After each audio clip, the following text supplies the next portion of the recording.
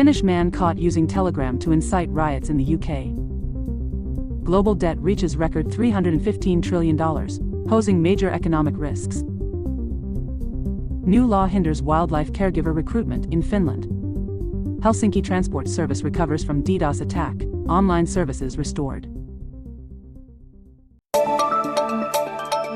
A Finnish young man has been discovered organizing and inciting riots in the UK through the Telegram app.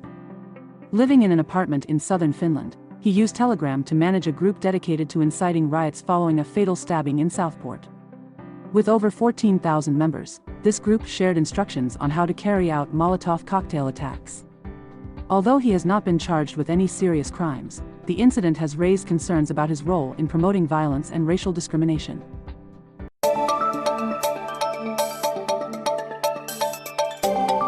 Global debt has reached a staggering $315 trillion, creating significant risks if the economy experiences unexpected shocks. Since 2015, global debt has increased by $100 trillion. According to the Institute of International Finance, IIF, total debt now exceeds 3 times the annual GDP of the world. This increase could lead to severe problems if an economic crisis occurs, as recently evidenced by the sudden drop in the Japanese stock market. This underscores the importance of sustainable debt management.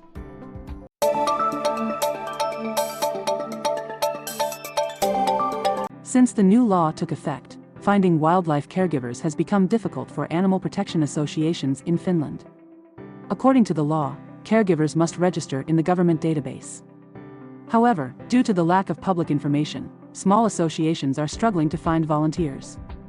This has caused many obstacles in providing timely care for injured or orphaned wildlife, as organizations must quickly identify who has registered and can care for these animals within a short distance.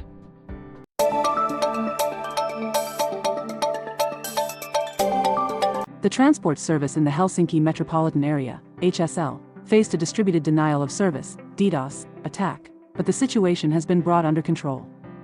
According to HSL, the attack disrupted their website, causing it to be unstable or inaccessible on Sunday morning.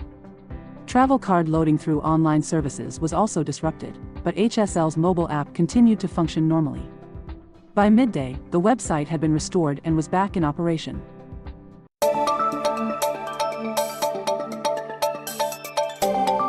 Police are investigating a stabbing incident involving minors in the Quakkala area of Jyväskylä.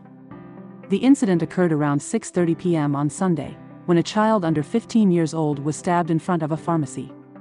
The victim is currently being treated in the hospital, with serious but non-life-threatening injuries. Initial information indicates that the incident stemmed from a conflict between the victim and the suspect. Since the suspect is under 15, the case will not proceed to prosecution, but the police have notified Child Protection Services and the parents for further handling.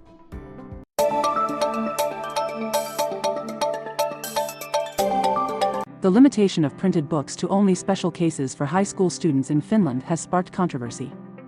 Educational psychology professor Kersti Lanka criticized the inconsistency in the use of study materials, arguing that it places additional burdens on teachers, who are already exhausted after the COVID-19 pandemic. In high schools, study materials are primarily digital, but some students and teachers have expressed that printed books help them learn more effectively.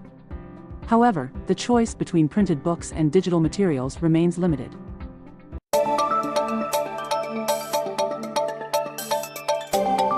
According to research by demographer Anna Rotkirch, mobile phone use is one of the causes of declining birth rates in Finland.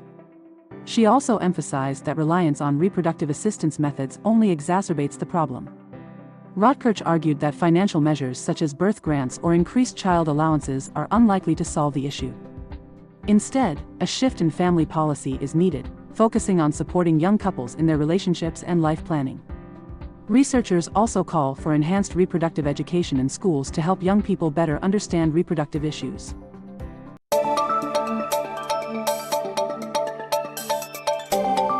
Three students from Aalto University and Haaga-Helia have founded a startup called Flatta, aiming to provide flexible housing solutions for students. The idea stems from the need to assist international exchange students, who struggle to find short-term housing in Finland. Flatta allows students to rent short-term housing without needing to sign long-term contracts, meeting the growing demand for flexible housing solutions. Currently, the platform has attracted over 100 rental apartments and signed dozens of contracts within a few weeks. The founders hope to expand their operations across Finland and into the global market in the future.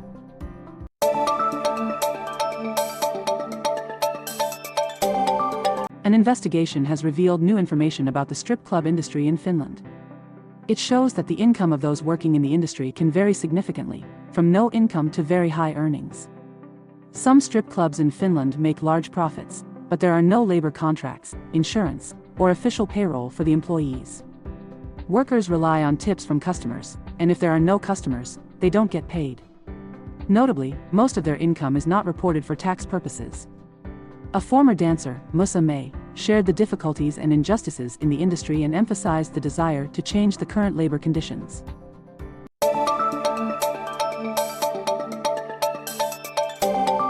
Sari Latonen, who hasn't picked wild berries since 1987, has returned to the forest to pick berries again. For Latonen, berry picking still evokes feelings of tension and discomfort from her childhood. She said, "The smell of the forest reminds me of early mornings picking berries, with feelings of fatigue and pressure." In contrast, Aja Kieski, a berry-picking enthusiast, finds it a great way to relax and enjoy life. She said, "Every time I go to the forest, it's a relaxing experience, without any worries." Meanwhile, Tatu Savalainen feels that getting into berry picking is a big challenge and hopes that his children will find joy in this activity.